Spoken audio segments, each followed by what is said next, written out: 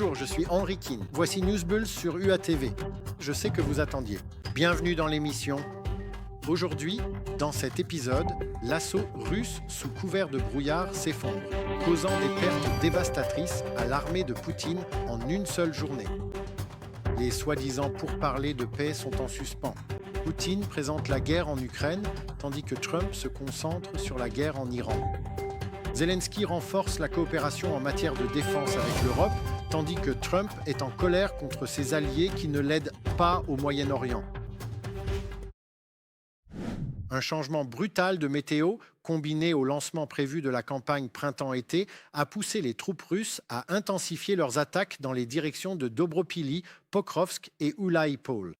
Les troupes russes ont tenté de mener des assauts sous le couvert de conditions de brouillard dense, mais ont échoué, et lourdement. Ces actions ont entraîné des pertes massives pour l'ennemi, selon le commandant des forces du système armé manœuvré, Robert Madiar Brovdi. Les drones ukrainiens ont à eux seuls éliminé jusqu'à 900 soldats russes en 36 heures. 900 en un jour et demi, c'est un nouveau record. Les défenseurs sur le terrain étaient sans égal. L'ennemi n'est pas parvenu à percer aucun secteur le long de ce tronçon pendant cette période. Robert Madiar Brovdi, le commandant des forces des systèmes sans pilote. Et le résultat de la campagne russe de printemps-été sur les lignes de front. Des pertes incroyables, plus de 1700 Russes tués en une seule journée de combat, selon l'état-major ukrainien. C'est un record même pour l'armée de Poutine, célèbre, ou plutôt tristement célèbre, pour ses assauts d'une violence inouïe. Et dès le lendemain, l'armée russe perd environ 1500 autres soldats, morts et blessés. La Russie a perdu près de 100 000 soldats sur la ligne de front au cours des 3 derniers mois seulement. Cette année, confirme le président ukrainien Volodymyr Zelensky, 90% de ces pertes subies par les occupants russes sur le champ de bataille sont causées par des drones ukrainiens. Et parlons davantage des drones ukrainiens. Des images satellites ont émergé montrant le carrefour de Labinsk, dépôt pétrolier dans la région de Krasnodar en Russie, après l'attaque du 16 mars. Les images confirment que 18 réservoirs de stockage ont été complètement incendiés. Le feu y a fait rage pendant plusieurs jours et après ce gigantesque brasier, les pertes se sont élevées à environ 36 mètres cubes de produits pétroliers, complètement brûlés. Cela coûtera à la machine de guerre russe environ 20 millions de dollars. La région de Krasnodar est un centre stratégique pour l'armée russe. Les dépôts pétroliers de cette région servent de station de pompage de carburant pour les troupes russes en Ukraine. Ils faisaient bien leur travail et ils brûlent aussi très bien, comme vous pouvez le voir. Poutine utilise évidemment la guerre au Moyen-Orient pour prolonger la guerre en Ukraine. Et bien sûr, dès que le Kremlin a vu que Trump s'était davantage concentré sur l'Iran, il a immédiatement annoncé une pause dans les négociations et les pourparlers de paix. Les experts soulignent que le Kremlin ne montre aucune volonté de dévier de ses conditions maximales, même dans le cadre de négociations impliquant les États-Unis et l'Ukraine. Cela indique que Moscou, comme auparavant, mise sur l'atteinte de ses objectifs stratégiques par la force plutôt que sur le compromis. Et en réalité, le Kremlin le confirme assez ouvertement. Le ministre russe des Affaires étrangères, Sergueï Lavrov, continue de rejeter tout règlement négocié qui ne répondrait pas à toutes les exigences de la Russie, même s'il accorde à la Russie ses revendications territoriales. Lavrov a insisté sur le fait que le gouvernement ukrainien actuel, démocratiquement élu, est une cause fondamentale de la guerre. Et il a qualifié de force d'occupation les éventuelles troupes européennes de maintien de la paix qui pourraient être déployées, après la guerre, sur le territoire contrôlé par l'Ukraine, selon l'Institut pour l'étude de la guerre. Et c'est exactement cela, camarade Lavrov. Il transforme les troupes européennes en Ukraine qui ne sont même pas encore présentes en force d'occupation. Et les troupes russes qui brûlent, violent et assassinent des Ukrainiens depuis 4 ans d'affilée sont, comme Palabrov, des forces de libération. Et ces forces, selon le commandant en chef des forces armées ukrainiennes, Oleksandr Sersky, se renforcent alors que le Kremlin prévoit de recruter 400 000 soldats supplémentaires en 2026 et a déjà intensifié ses opérations en première ligne. En 2026, la Russie prévoit de recruter 409 000 soldats supplémentaires. Cela signifie une seule chose. L'ennemi ne renonce pas à ses intentions et continue de préparer de nouvelles agressions contre l'Ukraine. Avec l'amélioration des conditions météorologiques, nous constatons une augmentation de l'activité ennemie sur le front. Oleksandr Syrski, commandant en chef des forces armées ukrainiennes, sur Telegram.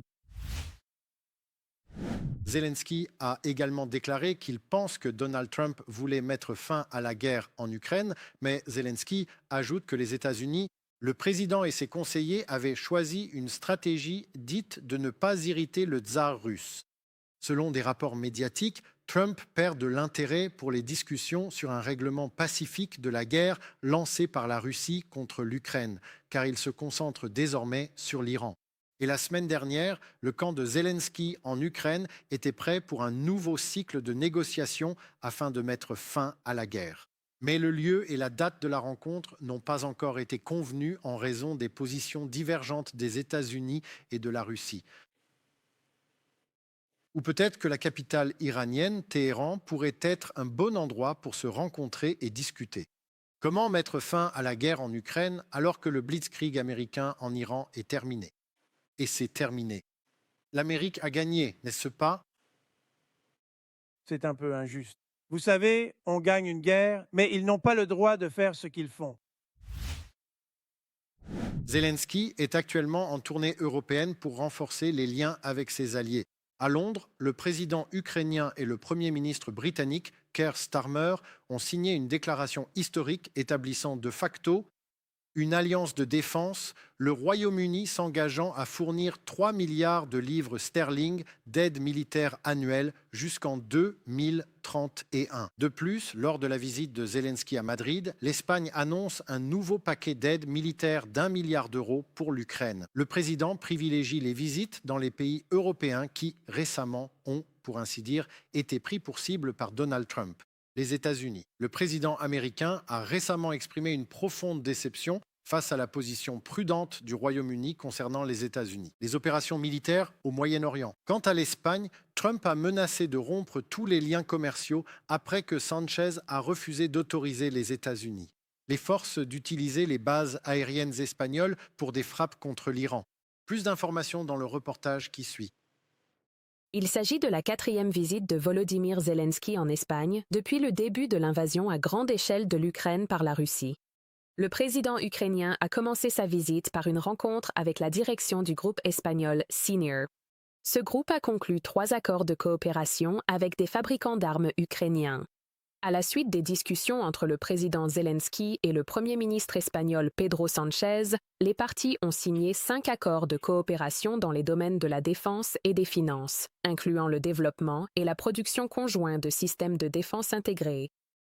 Kiev est prêt à apporter son expérience du combat au projet commun, a assuré Volodymyr Zelensky. L'Ukraine est prête à partager les connaissances acquises pendant la guerre, notamment en ce qui concerne les drones nécessaires, ainsi qu'avec notre expérience et nos capacités. L'industrie de la défense espagnole peut fournir à l'Ukraine les obus, radars et équipements nécessaires. Le président du gouvernement espagnol, Pedro Sanchez, a déclaré que cette nouvelle alliance signée aujourd'hui ici à Madrid avec l'industrie de défense ukrainienne est très importante. Il s'agit d'accords de coopération entre le ministère de la Défense espagnol et également plusieurs entreprises espagnoles intéressées par la coproduction de différents systèmes, par exemple des missiles de haute précision, des systèmes de guidage, des systèmes radars ainsi que des systèmes de drones, c'est-à-dire des drones. L'Ukraine possède une grande expérience militaire, malheureusement accumulée au cours des 4 dernières années, et elle est prête à partager cette expérience avec le reste des pays européens. L'Ukraine peut compter sur le soutien de l'Espagne malgré l'escalade au Moyen-Orient. C'est ce qu'a assuré Pedro Sanchez lors d'une conférence de presse conjointe avec Volodymyr Zelensky. Il a annoncé l'octroi d'1 milliard d'euros à l'Ukraine en 2026. La majorité des fonds sera destinée à la production conjointe d'armes, telles que des drones, des missiles et des systèmes radars. Le chef du gouvernement espagnol a expliqué que, de cette manière, le soutien financier total à l'Ukraine cette année atteindra 4 milliards d'euros. Rien ni personne ne nous fera oublier ce qui se passe en Ukraine et nous continuerons à soutenir le peuple ukrainien avec la même intensité que depuis le premier jour. Le gouvernement espagnol, ainsi que la grande majorité de la société espagnole, soutient pleinement l'élargissement de l'Union européenne pour inclure l'Ukraine. Les dirigeants des deux États ont accordé une attention particulière au renforcement de la défense aérienne de l'Ukraine. En effet, la Russie frappe quotidiennement les infrastructures critiques et civiles ukrainiennes et, ces derniers temps, utilise plus de missiles balistiques qu'auparavant, a souligné le président Zelensky. Vladimir Zelensky, président de l'Union européenne. Renforcer la défense aérienne, fournir des systèmes de défense aérienne avec des missiles, c'est une nécessité. C'est un travail constant. L'Espagne a apporté un soutien significatif à la protection de notre ciel. Nous avons également parlé du programme Purell. Il s'agit d'un programme pan-européen. Ce sont des éléments indispensables pour protéger notre ciel. Ce sont des missiles patriotes.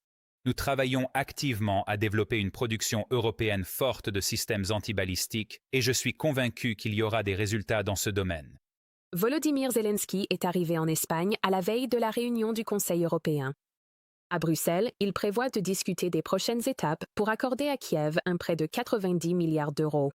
Ce prêt est toujours bloqué par la Hongrie, tout comme le 20e train de sanctions contre la Russie. Budapest exige que Kiev reprenne ses livraisons de carburant russe via l'oléoduc Druzhba, endommagé par une attaque russe. Vladimir Budapest, président russe des Nations Unies. État. Presque tout le monde comprend que ce blocus est totalement injuste. Il n'y a pas d'alternative aux 90 milliards d'euros. Il peut y avoir d'autres formes de financement, mais il n'y a tout simplement pas d'alternative pour renforcer notre armée. C'est pourquoi cette question doit être résolue. Plus tôt, dans le cadre de sa tournée européenne, le président de l'Ukraine a visité le Royaume-Uni. À Downing Street, il a eu des entretiens avec le chef du gouvernement britannique, Keir Starmer. Avant cela, il s'est rendu à Paris et a rencontré le président Emmanuel Macron. Le 12 mars en Roumanie, le président Zelensky a eu des entretiens avec le président du pays, Nicolae Dan. L'un des sujets centraux était la coopération dans le secteur de la défense. Reportage de Kristina Dombrovska, UATV News. Eh bien, il semble que ce soit tout pour aujourd'hui. Je suis Henry Keane. Merci beaucoup pour votre temps et votre attention. L'Ukraine vous en est reconnaissante.